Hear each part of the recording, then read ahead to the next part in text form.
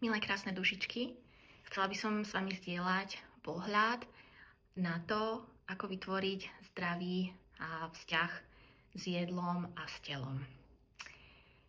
Ja sama som mala už od detstva problém s jedlom, konkrétne s tým, čo som jedla a akýsi útek pred frustráciou alebo nepohodou vo nezdravom jedle.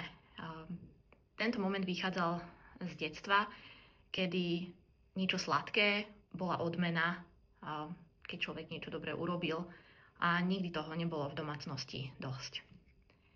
Chcela by som vás vyzvať, aby ste ani nie tak hľadali na internete cestu, aká dieta mi vyhovuje, alebo čo je najzdravší spôsob stravovania sa, ale našli si tiché miesto, kde si zavriete oči a spojíte sa sám so sebou.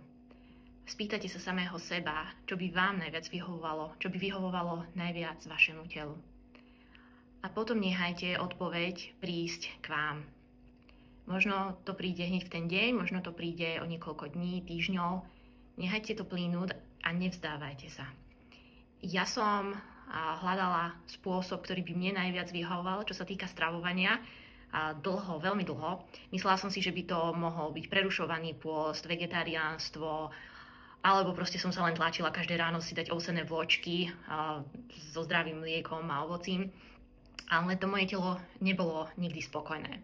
A teraz po dlhom období prišiel čas, kedy to telo sa začalo spätne so mňou rozprávať a pristúpili sme spolu s mojím telom k takému novému štýlu, že nech to znie akokoľvek divoko. Moje prvé a hlavné jedlo dňa sú raňajky, ktoré by niekto možno považoval skorej za obed, pretože sa skladajú zo zdravých hrachových cestovín s pestom a k tomu mávam šalát a červenú cviklu, takže niekomu to môže byť celkom vtipné. Avšak som si povedala, no judgment, nebudem sa súdiť, nechám telo, nech urobí, čo chce.